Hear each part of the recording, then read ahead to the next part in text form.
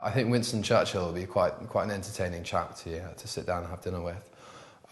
He just epitomises that sort of resilient British spirit that was particularly sort of portrayed during his speeches in World War II. And he's just quite an enjoyable character.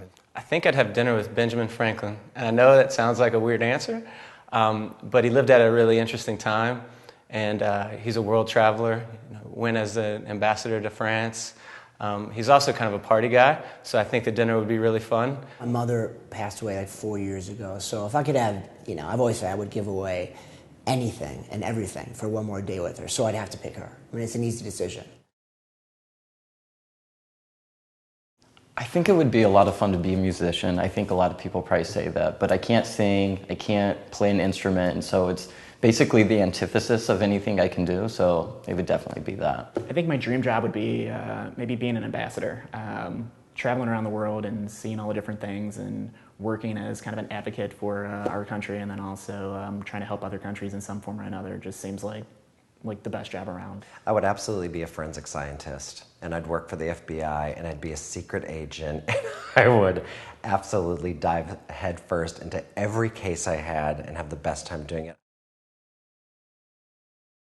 Alaska. I went up there on a 3-week kayak trip, and we went to the Kenai Fjords, which is just outside of Seward and Anchorage, and they dropped us off there, and we were there for 3 weeks in the wilderness, just kind of living on our own, very low impact, and it was just absolutely beautiful. Definitely the most exotic place I've been to, I think, is St. Petersburg, Russia.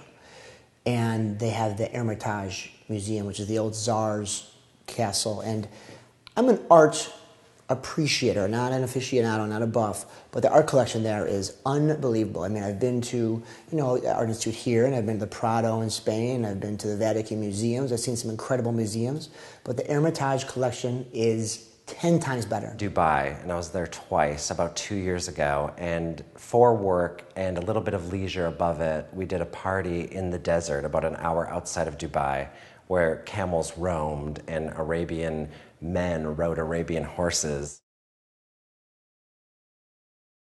I'm afraid of letting down my family and just not supporting my family. And I feel like, if I disappoint them, I definitely disappointed myself. My parents live in the suburb of Chicago, and I'm very close to them.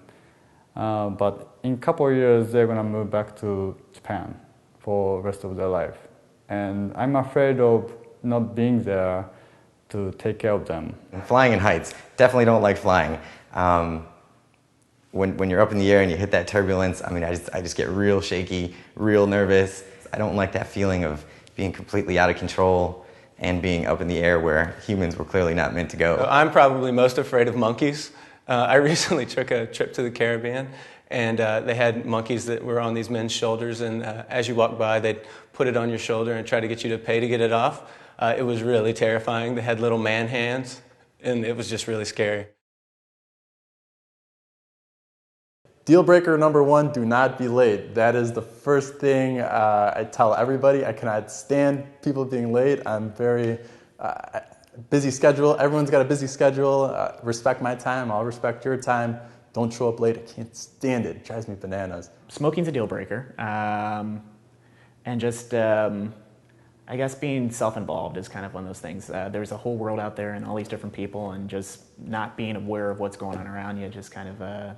that's a deal breaker. It throws me off. I think someone who isn't willing to laugh at themselves, isn't willing to try new foods. I really enjoy going out to eat and going out in the city. If someone just wants to stay at home all the time, I think that's sort of a deal breaker. Someone who doesn't have a very good sense of humour. I definitely need a girl who sort of understands my sense of humour. Hopefully is quite funny herself. Apart from that, I think a girl who's slightly too reliant on me in social settings. I find it very attractive when girls are off and they're able to sort of, walk around the room and talk to all sorts of people. My happy place is the gym. I try to block out about an hour or two every day, and that's kind of my me time where I get to focus on myself. I don't have to worry about salesmen calling me or other situations or distractions that are going on. This is a place called Map Room. When on every Tuesday they have international night where they serve food catered by different restaurants. My happy place in Chicago is Club Vibe. I know that I'm gonna have a good time. Being that it's a good DJ, I can go in there, I can dance, I can sit down, I can, go in there and just enjoy myself and know that I'm safe and that I'm around a great crowd.